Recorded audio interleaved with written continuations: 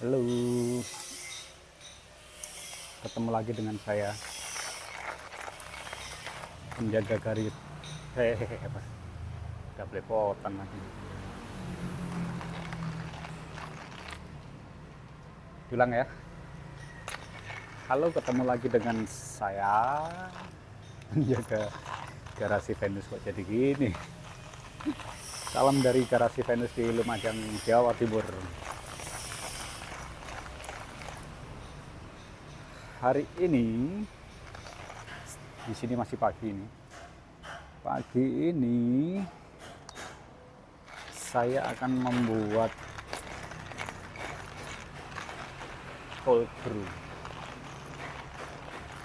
atau kopi dingin, atau apa ya bahasa Indonesianya cold brew. Aduh, nyamuknya banyak nyamuk di sini, jadi maklum lah bikinnya di kebun. Kembali lagi ke topik. Hari ini saya akan membuat cold brew atau kopi dingin atau apalah istilahnya ya. Nah, bahannya yang saya pakai adalah kopi Robusta Gujialit, single origin lereng Gunung Semeru, sisi timur ya, sisi timur Gunung Semeru, tepatnya di Kabupaten Lumajang, Jawa Timur. Saya pakai kopi Robusta dari Asalan, kemudian saya sortir. Ini hasil yang defectnya karena buat konsumsi sendiri ya, buat pelajaran juga. Jadi saya pakai kopi defect, terus kemarin di roasting sendiri pakai manual juga, pakai kompor, pakai wajan gitu, pada level ini medium to dark, jadi nggak terlalu kosong. Karena saya pingin apa ya, fruitynya atau rasa-rasa buahnya masih muncul gitu ya. Walaupun saya cukup paham dengan kopi Robusta Gujialit ini, nanti yang muncul ya rasa dan aroma kopi campur kacang gitu. Nah, ini saya roasting kemarin, kemudian saya pakai hari ini. Tadi sudah bikin espresso pakai mocha pot buat teman. Terus kemudian ini saya giling pakai manual grinder pada level atau green size medium. Nah, nanti saya mau pakai rasio 1:10, jadi 100 gram namanya bubuk kopi, nanti dilarutkan pada 1 liter air. Ini pakai manual grinder ya, jadi lama di proses gilingnya, bisa memakan waktu lebih dari 5 menit, bahkan mungkin 10 menit. Nah, intinya nanti kalau misalkan ini sudah selesai, kemudian saya gatal sekali nyamuknya, nanti saya ekstraksi, saya rendam pakai air dingin, air biasa aja, air dari galon gitu. Kemudian nanti didiamkan di dalam kulkas, diekstraksi selama minimal, saya biasanya pakai minimal 2 kali 24 jam atau 2 hari. Pernah juga sampai 1 minggu dari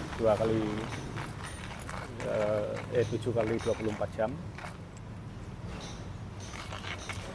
dan hasilnya makin lama itu makin terasa ya, makin kuat gitu rasa dan aroma yang dimunculkan oleh hasil ekstraksinya. Nah, saya belum nyoba yang lebih lama lagi dari 1 minggu. Apakah akan menghasilkan cold brew yang berbeda atau enggak, atau jangan-jangan punya efek samping lain ketika diminum. Mungkin nanti suatu saat akan saya coba.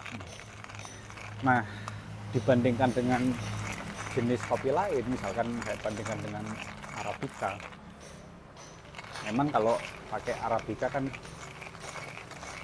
rasa dan aroma buahnya lebih kuat ya daripada Robusta. Jadi kan memang bawaan dari sononya Arabica itu lebih fruity ya. Nanti rasa dan aroma buahnya lebih keluar daripada Robusta. Nah, dibandingkan hasilnya ya tentu saja kalau pingin yang lebih fruity ya pilihnya yang Arabica gitu. Nah, level roastingannya pun mesti diperhatikan. Kalau makin gelap makin pahitnya muncul, pahitnya lebih dominan daripada fruity-nya. Fruity-nya kadang tenggelam gitu, walaupun ini proses cold brew. Proses cold brew sebenarnya kan secara teori itu mereduksi rasa pahit gitu. Maksudnya dibandingkan dengan seduh yang hot, yang panas, pada resep yang sama, misalkan sama-sama misalkan kopi tubruk dengan cold brew gitu, sama-sama dengan rasio 1:5 atau 1:10, itu rasa pahitnya pasti berbeda. Yang hot akan lebih muncul atau pahitnya daripada yang cold gitu. Itu yang saya tahu, yang saya dari pengalaman saya seperti itu. Memang dari teorinya juga seperti itu. Jadi ekstraksi dengan panas itu akan lebih efektif, lebih efisien secara waktu juga daripada dengan cold. Makanya kalau ekstraksi cold brew itu nggak bisa 1-2 jam gitu, minimal itu 10 jam. 10 jam itu sudah masuk kategori cold brew sebenarnya. Kalau kurang dari 10 jam kopinya belum terekstraksi dengan sempurna gitu. 10 jam 12 jam itu sebenarnya juga masih baru awal-awal ekstraksi tuh. Kalau bahasa kasarannya ya sudah terekstraksi tapi masih awalan lah ya, karena apa ya, reaksi antara bubuk kopi dengan airnya itu belum berjalan. Beda ceritanya kalau apa ini? Beda ceritanya dengan kalau misalkan di ekstraksi atau diseduh dengan air panas itu. Ya, gampangannya gini, kalau misalkan sayur katakanlah gitu direndam dengan air dingin, matang enggak? Kan enggak. Kalau direndam dengan air panas, air mendidih katakan, atau air dari dispenser gitu, itu kan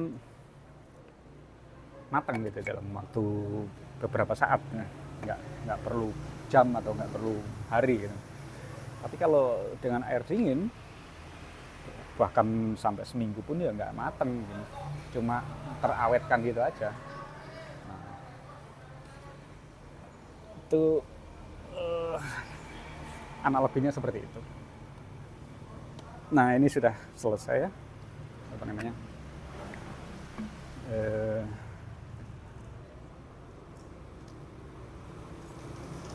gilingnya sudah selesai. Saya masukkan ke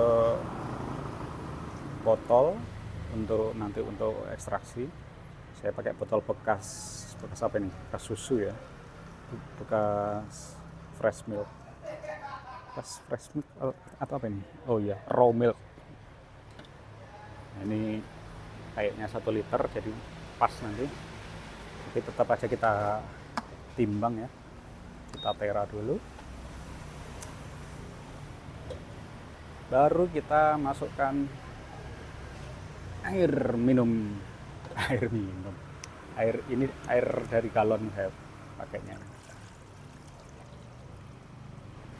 Kalau apa pakai ini aja dulu. Coba kita timbang. Saya nggak punya corong. Ada tapi lupa di mana. Lupa naruhnya.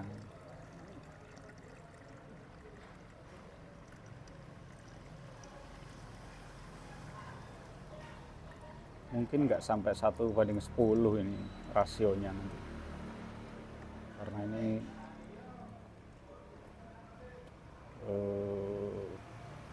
700 mungkin 750, jadi 1:7,5. Nanti strong banget jadinya. Apa-apa, makin kuat kan makin oke. Karena saya malah cenderungnya kan lebih suka yang kopi yang pahit, jadi basic espresso atau tubruk. Nah, pas kita bikin 900 pas, jadi bukan 1:10 tapi 1:9. Nah, kita goyang-goyang biar tercampur. Nggak apa-apa, nggak usah ada proses shaking kayak gini. Seperti di pojok atau diaduk kayak gini. Nah, ini tinggal nanti dipakai. Sebenarnya lebih enaknya pakai botol yang berbahan keramik atau bahan kaca gitu ya. Itu lebih aman daripada yang plastik. Plastik ini kan nggak disarankan sebenarnya. Tapi karena ini ya untuk konsumsi sendiri, untuk jangka pendek ya nggak sering-sering lah gitu. Ini pakai botol yang plastik pun ya masalah. Ini juga saya punya botol ini bekas apa ini, yogurt ini juga nanti saya pakai untuk bikin resep selanjutnya. Nah, ini nanti saya kasih label gitu, kasih tulisan gitu, hari ini tanggal berapa, jam berapa, jenis kopinya apa. Nanti baru setelah siap diambil, nanti diketahui berapa hari sudah tersimpannya. Atau kalau kita mau ngambil, nanti kita menentukan sendiri mau berapa lama kita ekstraksinya, mau 1x24 jam, 2x24 jam, 10x24 jam, bebas. Nah, kalau mau coba-coba sih bikin yang banyak gitu, bikin 10 gitu. Nah, tiap satu hari, tiap interval 24 jam diambil satu, nanti baru dirasakan perbedaannya. Itu akan sangat menarik nih, jadi eksperimen tersendiri.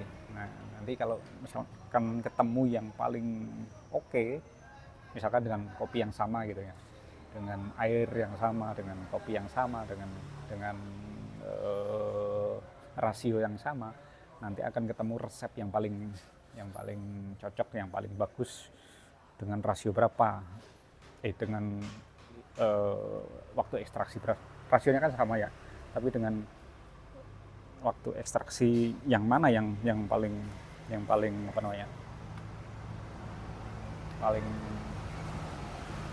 bagus lah rasanya, paling sesuai, paling enak gitu. Misalkan ternyata nggak perlu lama-lama kok, nggak perlu sampai 10 hari gitu. cukup 3 hari saja, atau cukup 5 hari saja, atau cukup 1 hari aja, udah udah enak rasanya. Itu kan bisa jadi pertimbangan untuk kita nanti kalau misalkan untuk bisnis ya nggak perlu simpan lama-lama gitu, nggak perlu ekstraksi lama-lama, sudah bisa panen gitu. Misalkan 2 hari gitu, ya sudah, nanti selanjutnya kita bikin resep yang waktu ekstraksinya itu 2 hari. Kan akhirnya jadi resep sendiri gitu, resep rahasia pribadi gitu. Mungkin nanti dengan rasio yang berbeda 1:15 atau 1:20 akan ketemu berapa hari waktu ekstraksi yang dibutuhkan.